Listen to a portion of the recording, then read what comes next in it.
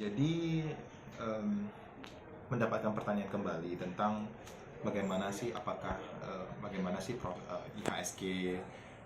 Kalau biasa kita cerita tentang support resistance, kemudian kapan masuk, kapan keluar menggunakan support resistance. Sekarang indeksnya kan sekitar 6.600 gitu. Ketinggian nggak atau prospeknya bagaimana.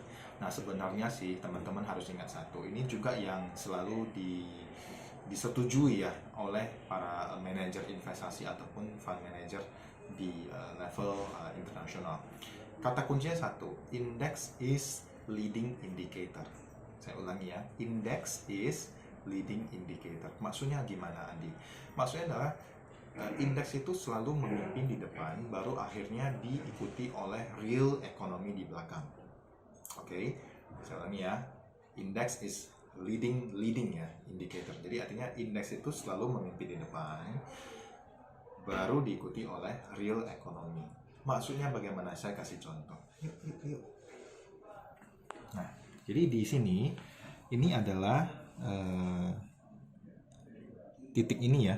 Jadi ini adalah tahun 2020. Kita bisa lihat di sini. Ini 2019, ini 2020. Ini adalah bulan Maret di sini. Ya. Oke. Saya pakai pointer. Jadi ini adalah bulan Maret. Ini adalah bulan Maret. Nah, ini adalah bulan di mana ketika Jokowi bilang pertama kali ya, Indonesia ada 2 kasus positif terkonfirmasi.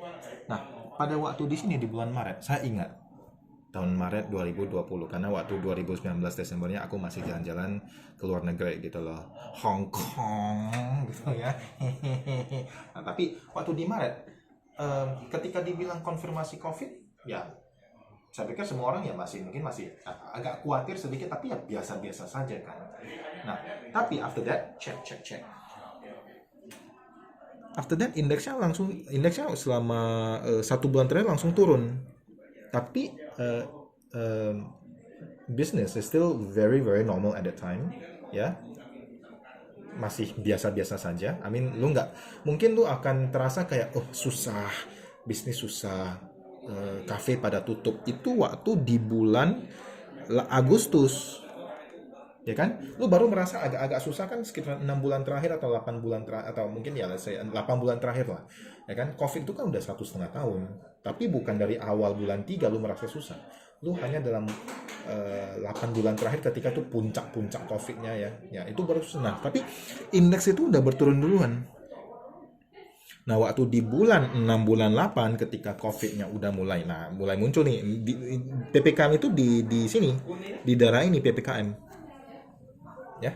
Nah, di sini di bulan 3 tuh belum ada PPKM. Nah, di bulan sini baru ada PPKM. Nah, itu baru mulai kegencet semuanya, kecekik kan. Tapi di sini masih belum. Nah, jadi ketika dimaksud dengan index is leading indicator, itu adalah index movers, baru ekonominya catch up dari belakang. Nah, ya, jadi sebenarnya kalau mau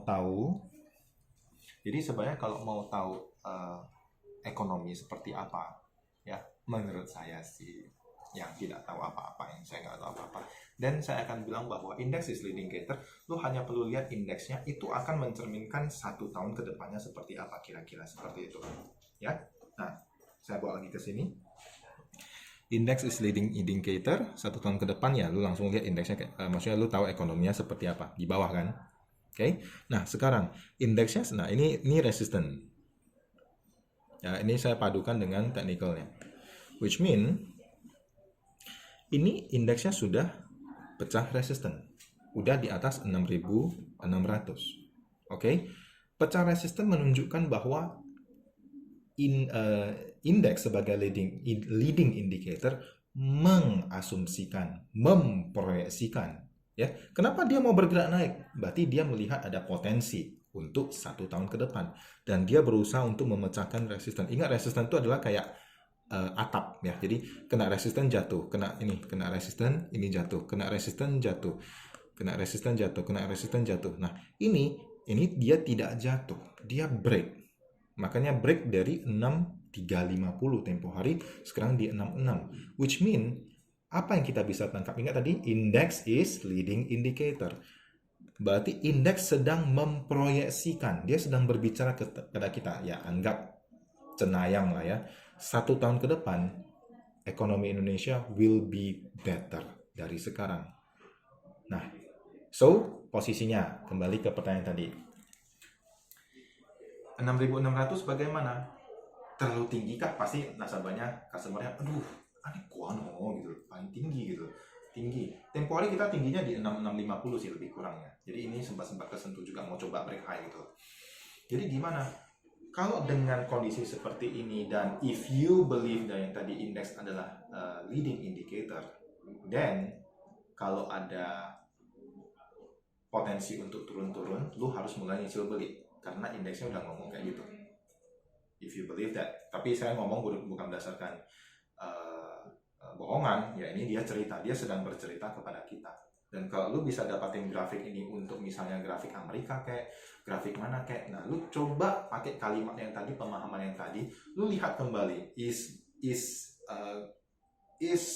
indeksnya leading indicator atau enggak. 2008 itu Amerika krisis, tapi di 2013 indeks Amerika itu sebenarnya sudah kembali ke level sebelum krisis. Nah, jadi 2008 itu saya bilang indeksnya di sini Amerika, kemudian dia jatuh.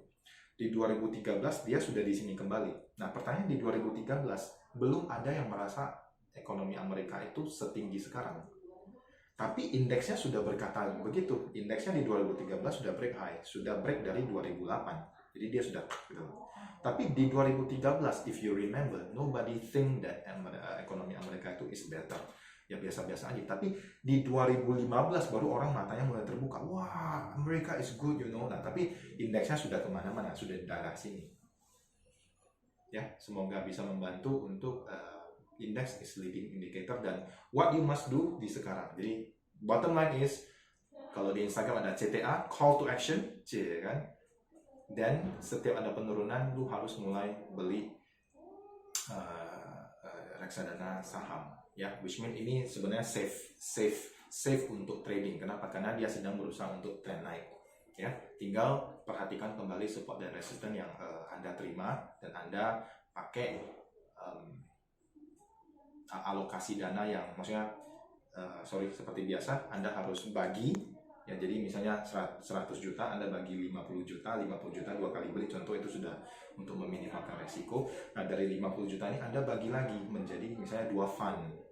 Ya, jadi misalnya MDS ataupun MSA untuk bisa mengcapture, untuk bisa mendapatkan feel dari tadi kan ada belajar kendi 1, kendi 2. Jadi kalau kendi 2-nya naik, ya lu dapat kendi 2-nya juga. Lu kendi 1 naik, lu dapat kendi 1 juga gitu.